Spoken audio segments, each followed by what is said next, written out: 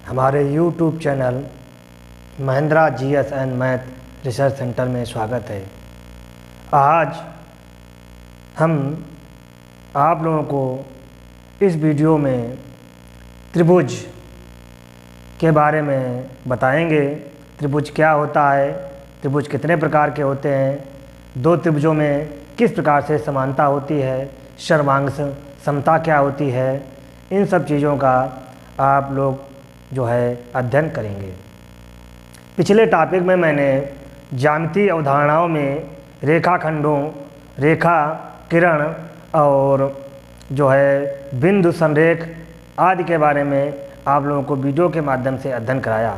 तो त्रिभुज में ये त्रिभुज जो ज्यामिति जो अवधारणा के अंतर्गत ही ज्यामिति में ही एक जो तथ्य है, त्रिभुज ये कैसे बनता है और इसका जो है किस प्रकार से हम इसकी माप करते हैं, रचना करते हैं, और इन सब चीज़ों का अध्ययन जो है त्रिभुज के अंतर्गत किया जाता है। आज के वीडियो में मैं आप लोगों को इसमें जो है त्रिभुज क्या होता है, त्रिभुज कितने प्रकार के होते हैं और उनके बीच में जो है क्या समानता होती है, अगर दो त्रिभुज हैं उनकी सर्वांग समता हम किस प्रकार से ज्ञात करते हैं। तो त्रिभुज जो है आज का टॉपिक है त्रिभुज।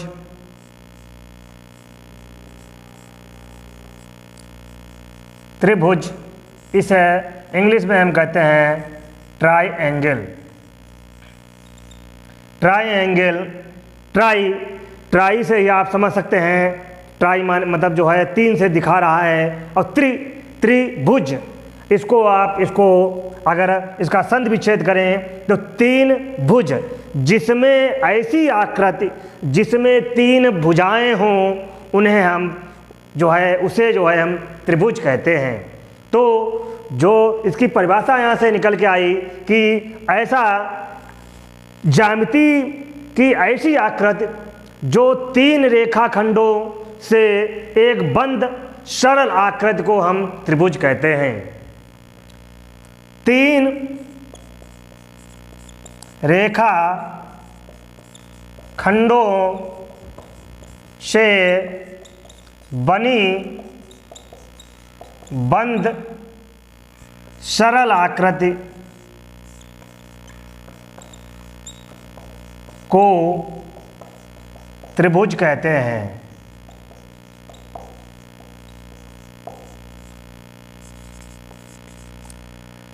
तो रेखाखंड इस प्रकार से हैं, ए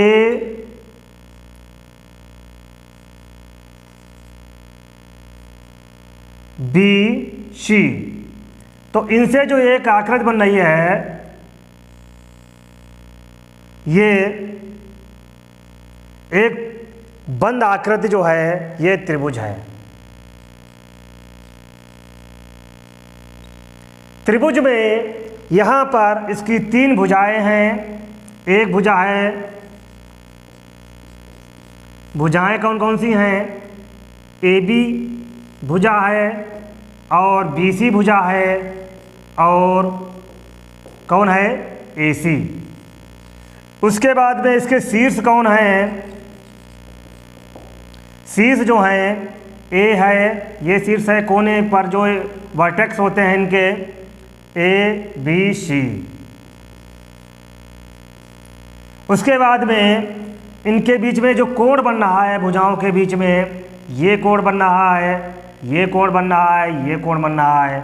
तो यहाँ से तीन कोण बनेंगे, कोण ए और कोण बी और कोण सी।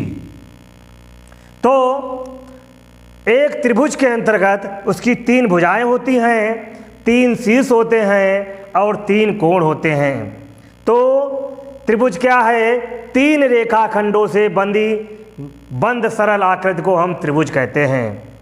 अब त्रिभुज कितने प्रकार के होते हैं, तो भुजाओं और उनके कोणों के आधार पर हम त्रिभुजों को उनके प्रकार बताएंगे। सबसे पहले आता है भुजाओं के आधार पर त्रिभुज कितने प्रकार के होते हैं?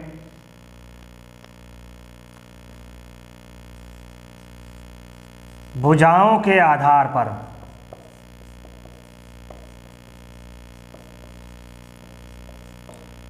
पर त्रिभुज के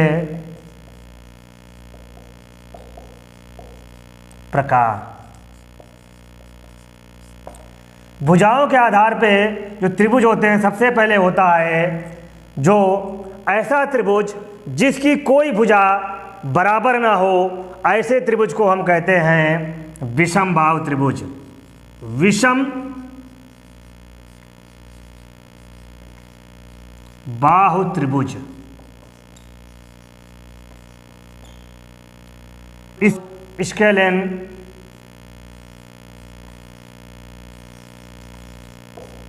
ट्रायंगल। तो स्केलेन ट्रायंगल क्या है? जिसका ऐसे त्रिभुज जिसकी तीनों भुजाएं बराबर ना हो, ऐसा त्रिभुज जिसकी तीनों भुजाएं बराबर नहीं होती हैं, उसे हम विषम बाहु त्रिभुज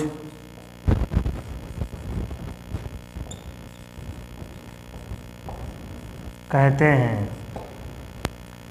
तो जो स्केलेन ट्रायंगल है, तो इसमें जब तीनों इसकी भुजाएं बराबर नहीं होंगी तो इस प्रकार की उसकी आकृति बनेगी। मान लिया इसकी एक भुजा ये है, एक भुजा ये है गई और एक भुजा ये हो गई। तो यहाँ से ये जो तीनों भुजा हैं ए बी और बी सी और ए सी, ये तीनों बराबर नहीं होती हैं। ये कटने का मतलब है ये बराबर नहीं हैं। तो ऐसी आकृति त्रिभुज की, ऐसी आकृति जिसकी तीनों भुजाएं ना बराबर हों, उसे हम विषम बाहु त्रिभुज कहते हैं, इसे स्केलेन ट्रायंगल कहते हैं। उसके बाद में दूसरा आता है जो है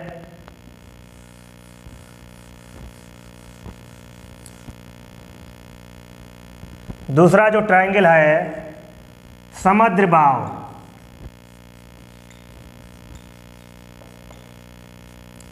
त्रिभुज। इसे हम आइसोस्केलेन कहते हैं।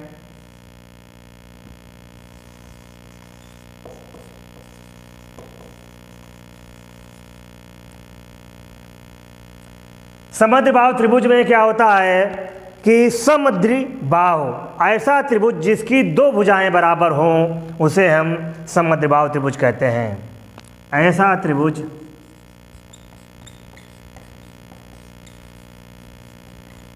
जिसकी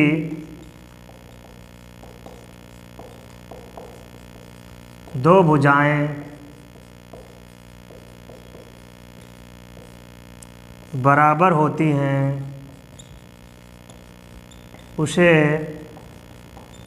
हम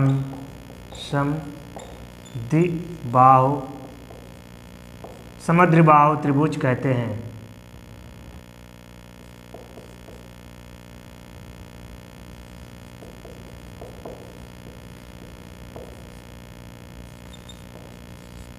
तो समद्विबाहु त्रिभुज में दो भुजाएं, मान लिया ये भुजा और ये भुजा बराबर है और ये तीसरी जो भुजा है ये बराबर नहीं है, तो इसकी आकृति इस प्रकार से बनाएंगे। यहाँ से ये भुजा और ये भुजा बराबर हो, अर्थात जो है AC बराबर BC है, ये भुजा और ये भुजा अगर बराबर हैं तो ऐसे त्रिभुज की आकृति को हम जो है समद्विबाहु त्रिभुज कहते हैं। फिर तीसरा आता है कि ऐसा त्रिभुज जिसकी तीनों भुजाएं बराबर होती हैं, उसे हम जो है समबाहु त्रिभुज कहते हैं। इक्विलैटरल एंगल उसको जो है ट्रायंगल कहते हैं।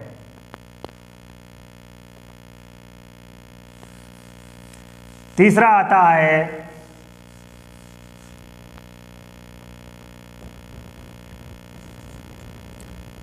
समबाहु त्रिभुज।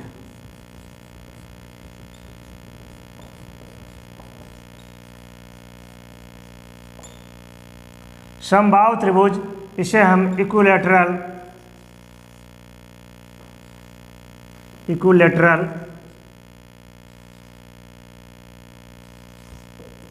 ट्रायंगल कहते हैं।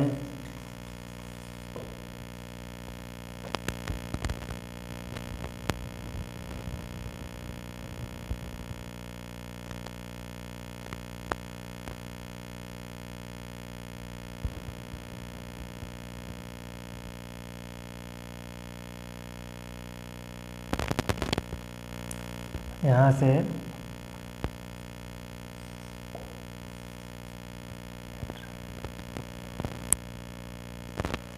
तो समबाहु त्रिभुज क्या है? ऐसा त्रिभुज जिसकी तीनों भुजाएं बराबर हों और उसे हम समबाहु त्रिभुज कहते हैं। ऐसा त्रिभुज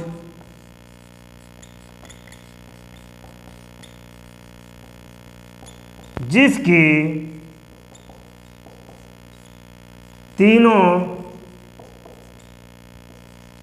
भुजाएं बराबर होती हैं, उसे हम समबाहु त्रिभुज कहते हैं।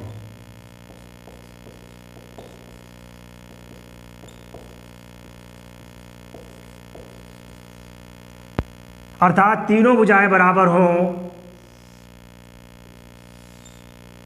ए बी सी, तीनों भुजाएं जब बराबर हैं अर्थात ए बी बराबर बी सी बराबर ए सी, जब तीनों उसकी भुजाएं बराबर होंगी तो ऐसे त्रिभुज को हम समबाहु त्रिभुज कहते हैं। तो भुजाओं के आधार पर जो त्रिभुज हैं वो तीन प्रकार के होते हैं: विषमबाहु त्रिभुज, समद्विबाहु त्रिभुज और समबाहु त्रिभुज। उसके बाद में त्रिभुज जो है कोणों के आधार पर कितने प्रकार के होते हैं, इनको भी आपको समझना है।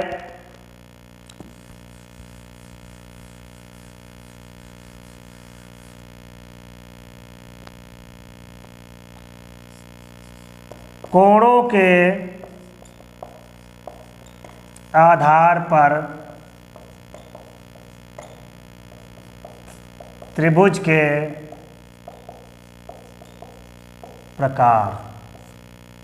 कोणों के आधार पर त्रिभुज के प्रकार क्या हैं? नंबर 1 पर आता है न्यून कोण त्रिभुज।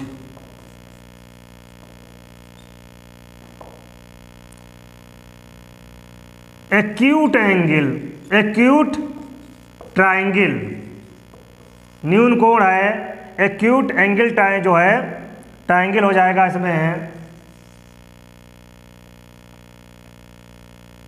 एक्यूट ट्रायंगल न्यून कोण जो है। उसके बाद में दूसरा आता है अधिक कोण त्रिभुज, ऑब्ट्यूज ट्रायंगल। और तीसरा आता है समकोण त्रिभुज।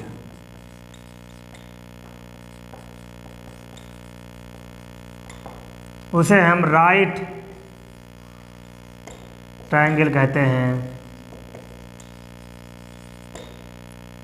तो सबसे पहले जो है न्यून कोण त्रिभुज क्या है? नंबर 1 पर आता है न्यून कोण त्रिभुज ऐसा त्रिभुज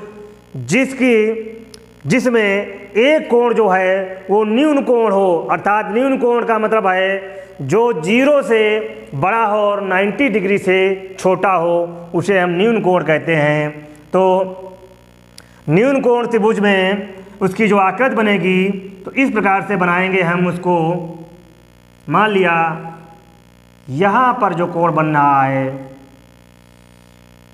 ये जो है तुम्हारा कोण जो बन रहा है बी सी। कोण ए जो है वो न्यून कोण है, तो न्यून कोण की वजह से इसको हम न्यून कोण त्रिभुज कहते हैं।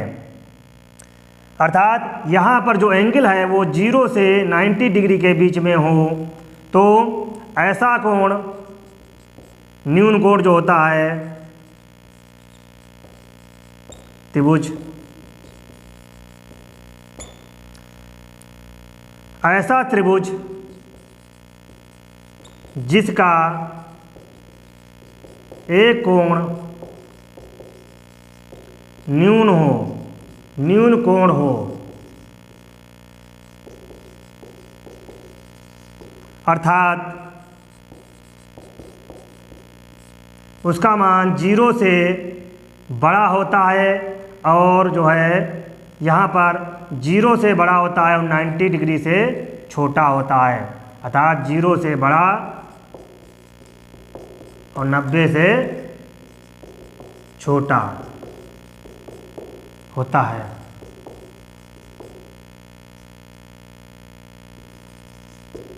तो ऐसे कोण को हम जो न्यून कोण कहते हैं और उसके ऐसे त्रिभुज को हम न्यून कोण त्रिभुज कहते हैं। उसके बाद में दूसरा जो आता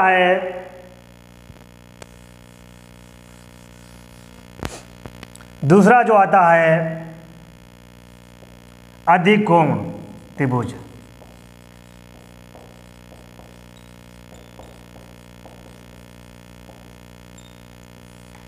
अधिक कोण त्रिभुज ऐसा त्रिभुज जिसका एक कोण अधिक कोण हो, उस ऐसे त्रिभुज को हम अधिक कोण त्रिभुज कहते हैं।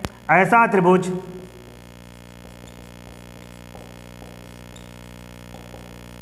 जिसका एक कोण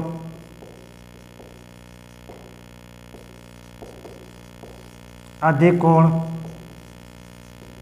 होता है, उसे हम अधिक कोण त्रिभुज कहते हैं। तो अधिक कोण होता क्या है?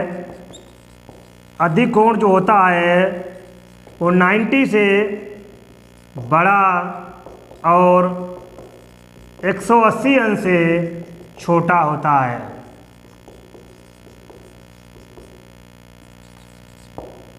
अर्थात इसकी जो आकृति बनेगी वो इस प्रकार से बनेगी। यहाँ पर जो है ये कोण जो होगा वो जो है तुम्हारा अधिक कोण होगा, तो इसे अधिक कोण और इस प्रकार से बने त्रिभुज को हम जो है अधिक कोण त्रिभुज कहते हैं। उसके बाद में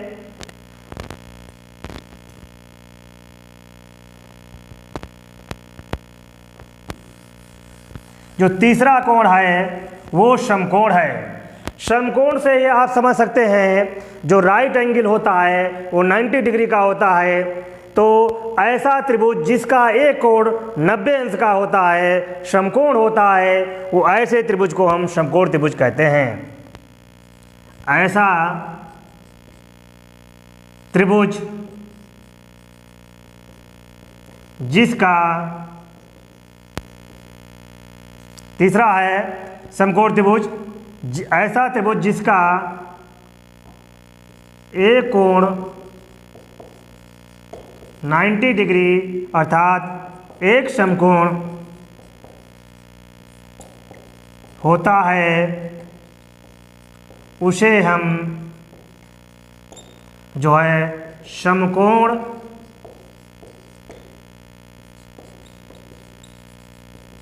त्रिभुज कहते हैं। तो ऐसा त्रिभुज जिसका एक कोण 90 डिग्री अर्थात एक समकोण होता है उसे हम समकोण त्रिभुज कहते हैं। तो इसकी आकृति के हिसाब से बनती है, यहाँ पर जो है ये जो कोण होता है वो 90 डिग्री का होता है और उसके सामने की जो भुजा होती है वो कर्ण हो जाती है, ये आधार हो जाता है और इसका ये लंब हो जाता है। इसके एक समकोण त्रिभुज की जो आपको और आगे हम इसके बारे में बताएंगे, त्रिभुजों के जो प्रमेय, इसके आधार पर प्रमेय हैं, कुछ जो है नियम हैं, उनको भी बताना है कि समकोण त्रिभुज में एक पाइथागोरस जो है गणितज्ञ हुए थे, उन्होंने पाइथागोरस से एक प्रमेय बनाई थी कि समकोण त्रिभुज में जो समकोण होता है उसके सामने की भुजा को हम कर्ण कहते हैं और जिस पर बना होता है ये कोण उसको हम आधार कहते हैं और इस आधार पर जो लंबवत जो है लंब डाला जाता है 90 डिग्री का, उसे हम लंब कहते हैं। अर्थात समकोण त्रिभुज में पाइथागोरस जो प्रमेय है उसको आगे हम डिटेल में पढ़ाएंगे, फिर भी आप समझ लें कि समकोण त्रिभुज में कर्ण पर बना वर्ग शेष दो भुजाओं पर बने वर्गों के योग के बराबर होता है। तो यहाँ पर इसका जो मान होगा वो उसका इसके और इसके वर्गों के योग के बराबर होगा, उसका जो हम वर्गमूल लेंगे वो उसका मान निकल के आता है जो कर्ण होता है। अर्थात समकोण त्रिभुज में जो एक कोण होता है वो 90 डिग्री होता है, तो ऐसे त्रिभुज को हम समकोण त्रिभुज कहते हैं। उसके बाद में हमने अभी आप लोगों को जो है त्रिभुजों के प्रकार, भुजाओं के आधार पर, उनके फिर कोणों के आधार पर आप लोगों को बताए। फिर ऐसा इसी में एक त्रिभुज की जो है एक नियम है कि दो त्रिभुज अगर हैं उनके बीच में किस प्रकार से समानता होती है, सर्वांग समता क्या होती है, समरूपता क्या होती है, इसको जो है हमको आगे इस पर भी चर्चा करनी है।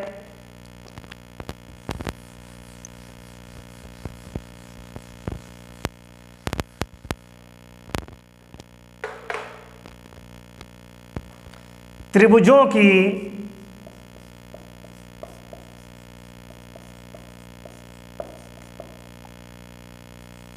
सर्वांग समता, समता इसे हम कहते हैं congruence of triangle, congruence of triangle. इसका मतलब क्या है? त्रिभुजों की सर्वांग समता, दो त्रिभुज हैं उनको हम किस आधार पर सर्वांग सम कहेंगे, अर्थात उनमें क्या समानता है, क्या समरूपता है। जैसे नंबर 1 पर आता है इसका जो सर्वांग समता के बारे में उसके हम जो है आपस में बताना है कि किस प्रकार से सर्वांग सम हैं। तो नंबर 1 पर आता है भुजा, भुजा फिर भुजा, इसे हम इंग्लिश में इसको जो है साइड संकेत में SSS कहते हैं, 3 बार SS लिखते हैं। इसका मतलब क्या होता है? साइड साइड साइड, अर्थात ऐसे दो त्रिभुज, मान लिया एक त्रिभुज है ये तो आपका ABC और दूसरा त्रिभुज है XYZ। इन दोनों में किस प्रकार से जो है समानता है, समरूपता है, सर्वांग समता है। तो इसको देखिए, यहाँ पर ये भुजा इसके बराबर है और ये भुजा इसके बराबर है, ये भुजा इसके बराबर है। ऐसे दो त्रिभुज जिनमें उनकी भुजाएं जो है आमने सामने जो है बराबर होती हैं, तो ऐसे त्रिभुजों को हम जो है उनकी सर्वांग समता के आधार पर, हम भुजा के आधार पर उन्हें हम सर्वांग सम कहते हैं। अर्थात यहाँ पर AB बराबर XY और BC बराबर YZ और AC बराबर XZ, ये अगर तीनों चीज़ें आ जाती हैं SSS के आधार पर, अर्थात साइड साइड साइड के आधार पर, तो यहाँ पर त्रिभुज ABC, इसो सर्वांग समता को हम डिनोट करने के लिए इस टाइप का हम लोगो लगाते हैं। ये हो जाता है त्रिभुज XYZ, ये दोनों सर्वांग सम हो जाएंगे। उसके बाद में जो दूसरा इसकी जो नियम है किस प्रकार से त्रिभुज सर्वांग सम होंगे, इसको भी आपको समझना है। दूसरा आता है S भुजा कोण भुजा, इसके हम कहते हैं साइड एंगल साइड, मतलब अर्थात एस का मतलब साइड, ए का मतलब एंगल, फिर साइड, भुजा कोण भुजा। तो ऐसे दो त्रिभुज हम जो है किस प्रकार से वो सर्वांगसम है, तो मान लिया जैसे दो भुजाएं हैं,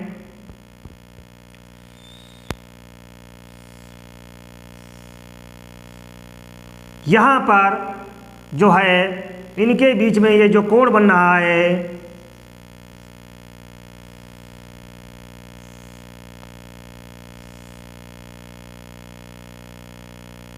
यहाँ पर एक्स वाई जेड, अर्थात ये कोण, अर्थात दो भुजाओं, जब ये भुजा इसके बराबर है, ये भुजा इसके बराबर है, अर्थात ये भुजा इसके बराबर है और ये भुजा जो है इसके बराबर है, तो उनके बीच में जो कोण बन रहा है, अर्थात ये वाला, ये अगर ये भी बराबर है, तो ऐसे जो है तीनों अगर सब फॉलो हो रही हैं तो वो दोनों त्रिभुज आपस में सर्वांगसम होंगे।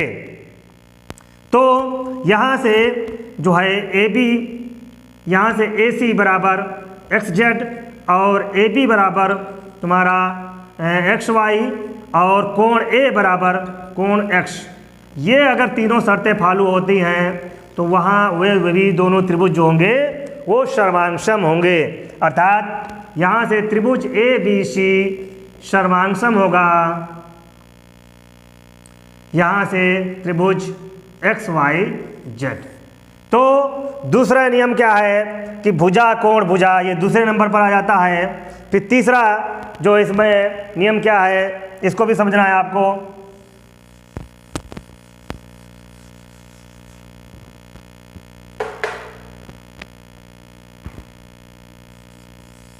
जब दो कोणों के बीच में एक भुजा बराबर होती है तो ऐसे उसमें भी दो त्रिभुज आपस में सर्वांगसम होते हैं। देख जैसे यहाँ पर लिखेंगे कोण भुजा कोण, तो कोण भुजा कोण, तो यहाँ से जो निकलेगा इसको हम कहेंगे ए एस ए, अर्थात भुजा कोण भुजा, ऐसे दो त्रिभुज जिसमें दो भुज कोण बराबर हो और उनके बीच की भुजा भी बराबर हो। जैसे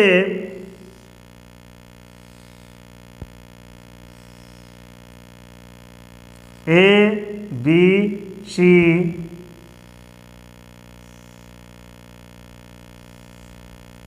यहाँ से एक्स वाई जेड, ये दो त्रिभुज हैं, तो यहाँ पर ये भुजा बराबर हो और ये कोण और ये कोण बराबर हो, तो ऐसे जहाँ पर ये नियम फॉलो हो रहे हैं, उनका पालन हो रहा है, तो वे दोनों त्रिभुज आपस में सर्वांगसम होंगे।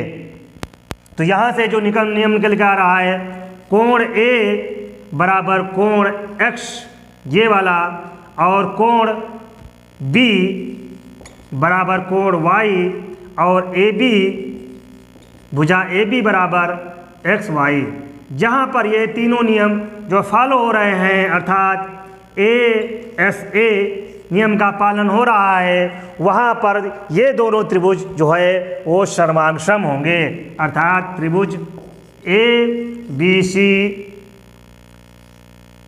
और त्रिभुज एक्स वाई जेड जो है ये आपस में सर्वांगसम होंगे। फिर तीसरा जो है नियम क्या है, जो होने के पश्चात चौथा क्या नियम है, इसको भी आपको समझना है कि दो त्रिभुज अगर समकोण हैं, दो त्रिभुज समकोण त्रिभुज हैं, तो उनमें जो उनके 90 कोण होंगे, अगर उनका कर्ण जो है वो भी बराबर है तो वो भी सर्वांगसम होंगे। समकोण त्रिभुज के आधार पर, समकोण त्रिभुज के आधार पर क्या है चौथा पॉइंट, मान लिया एक यहाँ पर त्रिभुज है, जिसका कोण ये 90 डिग्री है और यहाँ पर ये उसका आधार A B C और फिर दूसरा भी कोण ऐसे ही है, वहाँ पर भी जो है ये 90 डिग्री का कोण बना हुआ है X Y Z। तो ऐसे दो त्रिभुजों में जो समानता होगी तो कोण X बराबर 90 डिग्री हो जाएगा और इसके सामने का जो कर्ण है ये और ये अर्थात BC बराबर जो है XZ, ये नहीं यहाँ पर है YZ अर्थात ये और ये कर्ण जो है बराबर हो गया, ये कर्ण होता है। उसके बाद में AB जो है ये भुजा बराबर हो तो यहाँ से AB बराबर XY ये आधार होता है। उसके बाद में यहाँ पर जो ये AC है और ये XZ ये होता है लंब। जब ये तीनों कंडीशन फॉलो हो रही हैं, इनके कर्ण भी बराबर हो, आधार भी बराबर हो रहे हैं, लंब भी बराबर है और कोण जो है समकोण त्रिभुज है तो इसको जो है ये तो ऑलरेडी रहता ही है। तो जब ये कंडीशन तीनों फॉलो हो जाएंगी तो वहाँ पर भी वो दोनों त्रिभुज जो है सर्वांगसम हो जाएंगे, अर्थात त्रिभुज ABC सर्वांगसम हो जाएगा। सर्वांगसम त्रिभुज XYZ। इस प्रकार से जो है त्रिभुजों की सर्वांगसमता के बारे में हम जान सकते हैं, किस प्रकार से त्रिभुज जो है सर्वांगसम होंगे और जो है किस उसके लिए क्या क्या कंडीशन, क्या क्या शर्तें लागू होती हैं, इसको भी आपने जो है जाना। त्रिभुज के तीन कोणों का जो योग होता है वो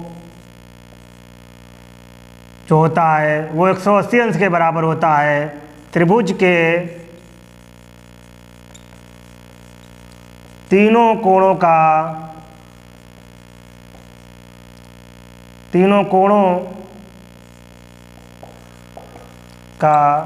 योग जो है वो 180 अंश के बराबर होता है, अर्थात कोण A प्लस कोण B प्लस कोण C बराबर 180 अंश होता है। तो त्रिभुजों के जो है ये तीनों कोणों को अगर हम जोड़ दें तो जो है उनका मान 180 अंश के बराबर होना चाहिए। अगर 180 अंश से इसका मान कम आ रहा है तीनों कोणों का तो वहाँ पर त्रिभुज की आकृति कोणों के आधार पर नहीं बन पाएगी और ना ही अगर 180 अंश से कोणों का मान इन तीनों का ज़्यादा हो रहा है उनका योग तो वहाँ पर भी त्रिभुज की आकृति नहीं बन पाएगी। उसके लिए जो त्रिभुज के बनाने की जो है रचना के लिए जो कंडीशन होती है, त्रिभुज की रचना, त्रिभुज की रचना अगर हमें करनी है तो उसके लिए कंडीशन क्या होनी चाहिए, त्रिभुज की तीनों कोणों का योग जो है वो 180 अंश के बराबर होना चाहिए। अगर 180 अंश से इन जो है इनका कोणों का योग कम आता है तो वहाँ पर त्रिभुज नहीं बनेगा और अधिक आता है वहाँ पर भी त्रिभुज नहीं बन पाएगा। और तीसरी जो है उसके अलावा जो भुजाओं के आधार पर जो कंडीशन होती है उसमें जो है त्रिभुज की दो भुजाओं का जो योग है, त्रिभुज की दो भुजाओं का योग जो तीसरी भुजा से हमेशा बड़ा होना चाहिए। अर्थात नंबर 1 पर यह कंडीशन हो गई। नंबर 2 पर कंडीशन क्या होती है त्रिभुज की रचना में, त्रिभुज की दो भुजाओं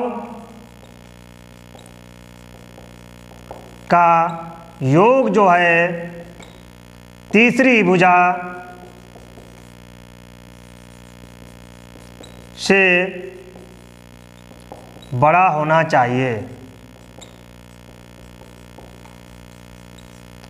अर्थात अगर इन दोनों भुजाओं का योग हम जो है करेंगे तो वहाँ पर तीसरी भुजा से बड़ा होना चाहिए। कहने का मतलब क्या है, ये त्रिभुज कब बन पाएगा, जब यहाँ पर 8, 5 और ये जो है 9 हो, अर्थात 8, 5, 13 और इनका योग करने पर जो है ग्रेटर देन 9, अर्थात इससे बड़ा होना चाहिए। इस कंडीशन में जो है हम त्रिभुज की रचना कर पाएंगे। तो ये भी आप त्रिभुज की रचना जब करेंगे तो उसके लिए 2 पॉइंट जो है आपको हमेशा याद रखनेंगे। अगर ये नहीं आपकी कंडीशन फॉलो हो रही है तो वहाँ पर त्रिभुज आप नहीं बना पाएंगे। तो इसमें कहीं पर अगर आपको कोई समस्या आ रही हो, जो मैंने आज आपको त्रिभुज के बारे में बताया, त्रिभुज के प्रकार के बारे में बताया और त्रिभुजों की समानता के बारे में बताया, तो इसमें अगर आपको कोई पर समस्या आ रही है तो मेरे कमेंट बॉक्स में बनी कमेंट लिखें। और जो नए व्यूवर्स हैं वो मेरे चैनल को सब्सक्राइब करें, बेल आइकन प्रेस करें, ऑल का बटन दबाएं और लाइक करें। धन्यवाद।